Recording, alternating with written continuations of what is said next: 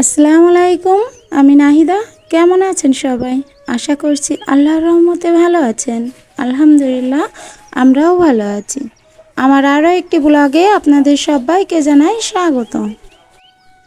রাত্রিবেলা তো কিছুই বোঝা যায় না যে বাইরে তেমনভাবে বৃষ্টি হচ্ছে কিনা, যেহেতু ছাদের ঘরে থাকি।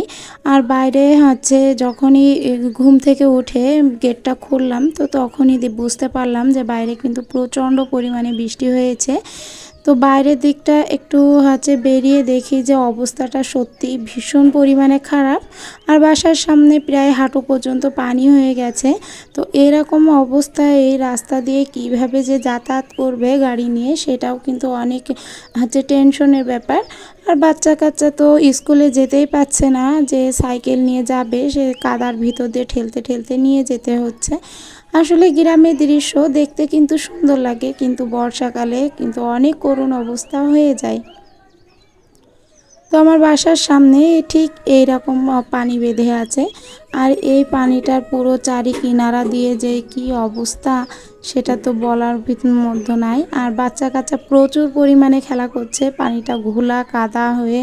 আরও রাস্তার অবস্থাও অনেকটা খারাপ করে ফেলছে এই বাচ্চাগুলো, কেননা ওদের তো নিষেধও করা যাচ্ছে না। আবার এদিকে রাস্তা দিয়ে একাধারে যাচ্ছে, দৌড়াদৌড়ি করছে, ছুটোছুটি করছে, তাতে যেটা হচ্ছে যে রাস্তায় প্রচুর পরিমাণে কাদা হচ্ছে, পিছলা হয়ে যাচ্ছে, পা দিয়ে হাঁটতে গেলে পা টিপে টিপে হাঁটা লাগছে।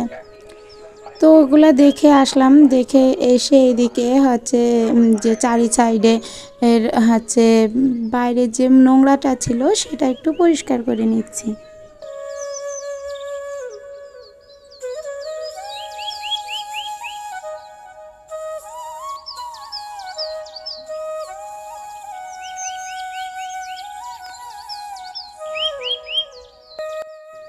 বৃষ্টির কারণে আমাদের এখানকার বাজারটাও তেমনভাবে বসছে না, আর সে কারণে অনেক কিছু কেনাকাটাও কিন্তু বাদ থেকে যাচ্ছে।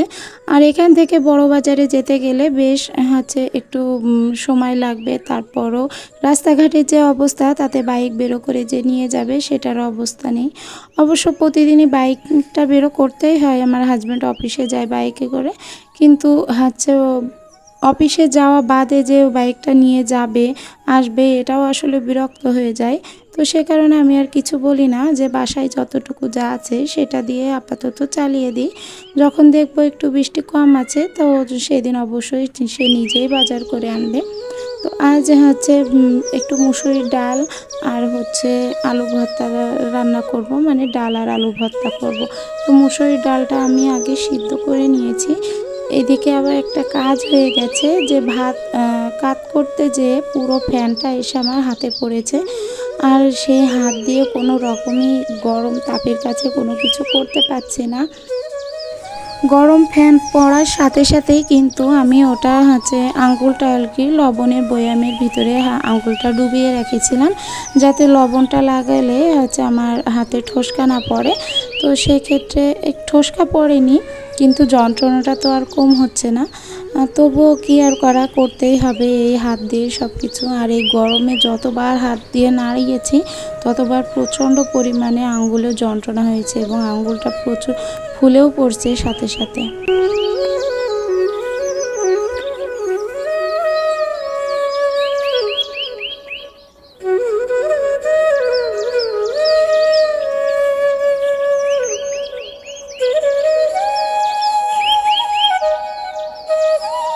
যেহেতু গরম তাপ লাগলে খুব যন্ত্রণা হচ্ছে, তো আজকে খুব নর্মালভাবে ডালের ফোড়নটা দিয়ে দিলাম।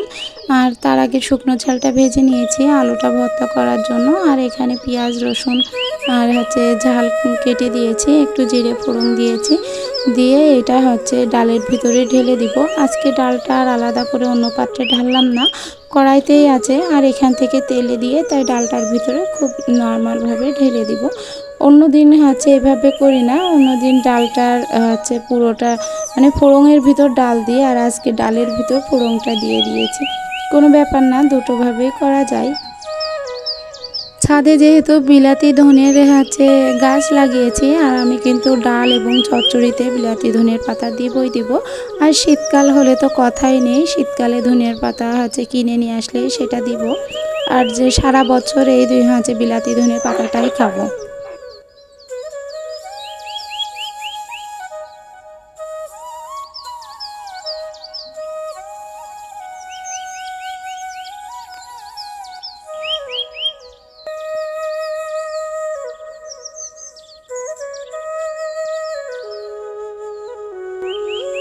যখন ভাতটা খুলছিলাম তখন তো আমার হাজব্যান্ড বুঝতে পারছে যে এরকম আমার হাতে একটু সমস্যা হচ্ছে। তো উনি বারবার এসে বলছে আমি খুলে দিই, তো আমার হাত থেকে উনি ওইটা নিয়ে নিল। তো আমি বলছি যে না আমি পারবো, আমার সমস্যা হচ্ছে না, আমি কোনো রকম কয়েকটা উপর থেকে কুমায় নিচ্ছি ভাত, তারপরে হাঁড়িটা ধরে উপর করে দিলেই আমার ঢালাটা কমপ্লিট হয়ে যাবে। তো উনি বলছে না এই হাত নিয়ে এইভাবে কাজ করাটা ঠিক হচ্ছে না। তো বলছে যে থাক আমি ভর্তাটা করে দিব আর ভাতটা আমি ঢেলে দিব। তো আমি এদিকে ঢেলে ফেলেছি, এই জন্য উনি আমাকে একটু বকাঝকাও করছে। তো যাই হোক, আমার নিজের কাজ নিজে করতে কিন্তু ভীষণ ভালো লাগে। আর বাদ বাকি যে ভর্তাটুকু আছে ওইটুকু আজ উনি করলেন। আর মেয়েটাকেও উনি ভাতটা, গরম ভাতটা মাখিয়ে ঘি দিয়ে আলু ভর্তা দিয়ে মাখিয়ে দিচ্ছে। আর উনি খাওয়াই দিবে বলছে। বলছে যে তোমার ওই হাত নিয়ে এই ঝালের ডলাডলি করা লাগবে না, আমি খাওয়াই দিচ্ছি আজকে মনিকে।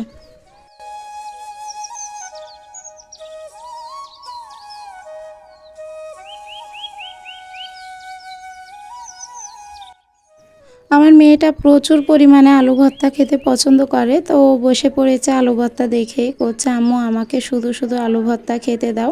তো এই কারণে ও বারবার বলছে যে আমাকে এটা দাও, আমাকে ওইটা দাও।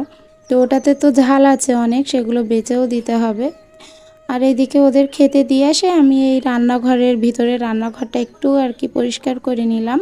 তো ওদের খাওয়া দাওয়া তো কমপ্লিট হয়ে গেছে, আমরাও খেয়ে নিয়েছি। আর আমার হাজব্যান্ড বলছে যে তুমি এবার যে একটু রেস্ট নাও, আমি এইদিকে ডিমগুলো উঠিয়ে দিই। তো উনি ভাতের গামলা, ডাল এগুলো সব এনে র্যাকের ভিতরে রাখলো। আর এদিকে ডিমটা উঠিয়ে দিচ্ছে, বলছে যে তুমি এবার রুমে যেয়ে হাতে ক্রিমটা লাগাও, লাগিয়ে একটু রেস্ট নাও। তো উনি অফিসে চলে গেছে, আর এই সুযোগে আমার তো বসে থাকার উপায় নাই, আসলে বসে থাকতে ভালোও লাগে না। তো ভাবছি যে এই যে বৃষ্টিতে যে পরিমাণে সমস্যা হচ্ছে, আজ একাধারে একটানা নিম্নচাপ চললো, তাতে কিন্তু আমার এই ড্রেসিং টেবিলটা একটু অন্যরকম লাগছিল।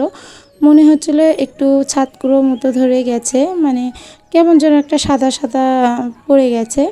তো সেই কারণে এটা আবার অয়েল দিয়ে, মানে যে কোনো তেল, আমি এটা নারকেল তেল দিয়েছি, নারকেল তেল দিয়ে তো এটা একটা গেঞ্জির কাপড় দিয়ে সুন্দর করে মুছে নিয়েছি, তাতে করে যে সাদা ফ্যাকাশে ভাবটা ওটা কিন্তু চলে গেছে। আমার আজকের ভিডিওটি যদি আপনাদের ভালো লেগে থাকে তাহলে প্লিজ একটা লাইক দিতে ভুলবেন না। আর যদি চান আপনাদের এই বোনটি একটু হলেও ইউটিউবে জায়গা করে নিক, তাহলে আমার চ্যানেলটিকে সাবস্ক্রাইব করতে পারেন আর এই বোনটির পাশে দাঁড়াতে পারেন।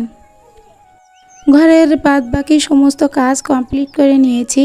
আর এখন বাজে হয়তো 3:40 কি 30 এমনটাই হবে, কিন্তু ঘড়িটা ধরা নাই, এই জন্য শিওর সঠিক বলতে পারলাম না। তো এখন বেডটা একটু ঝেড়ে নিব, আর বেডটা ঝেড়ে নিয়ে মেয়েটাকে একটু ঘুম পড়িয়ে দেব। মেয়েটা যদি ঘুমিয়ে যায় তাহলে আমি একটু নিশ্চিন্ত হব। আর ওর ছোটোবেলা থেকে অভ্যেস দুপুরে একটু ঘুম পড়ানো, ওকে নিয়ে জাস্ট একটু আমার শোয়ার দরকার। ওরে কোলের মধ্যে করে নিয়ে ওদের দুই ভাই বোনেরই যদি আমি আমার কাছে ডেকে বলি যে আমি ঘুমাচ্ছি, তুমি আমাদের পাশে শোও, তো দুইজন শোবে আর 5 মিনিটের ভিতরে ওদের ঘুম হয়ে যাবে। রুমের ভিতরে এখন তেমন কেউ নাই, সে কারণে ভাবলাম রুমটা ভালো করে বেডটা তো ঝেড়ে নিয়েছি, তো ভাবলাম রুমটা একটু সুন্দর করে ঝেড়ে পরিষ্কার করে ঝাড় দিয়ে নিই। আর ঝাড় দেওয়ার পরে মানে এই টাইমটা যদি একটু মুছি, তাহলে কিন্তু কারোর পায়ের ছাপ থাকবে না, তারপরে দাগ পড়বে না, আর খুব সুন্দরভাবে আমি ক্লিন করে মুছতে পারবো। আর মনে হবে কি যে খুব ফ্রেশভাবে আছি আমি রুমটাতে। আসলে সকাল থেকে একদম 11টা পর্যন্ত রুমের ভিতরে সবাই থাকে, আর সবার কাজকর্ম হাঁটা চলা তো লেগেই থাকে। এই 3টার পরের থেকে এই মাসটা, তবে এর আর পরের মাস থেকে হয়তো আমি 3টের পরে থেকে ফ্রি থাকবো না, কিন্তু এই মাসটা আমার হাজব্যান্ডের একটু বিকালে অফিস, আমার ভাইয়ের বিকালে এই কলেজ রয়েছে, ও যেহেতু ইঞ্জিনিয়ারিং পড়ে ডিপ্লোমা করে, তো ওর কলেজটাও বিকালে। তো বাসায় আছি আমি আর আমার ছেলে। তো আমি যদি গরম দিই, ছেলে মেয়ে দুইটার একটাও কিন্তু নামবে না আর উঠবেও না। তো সেই কারণে ভাবলাম পুরোটা গুছিয়ে ঝাড়ু দিয়ে নেওয়ার পরে খুব সুন্দর করে ডিপ ক্লিন করে মুছে নিব।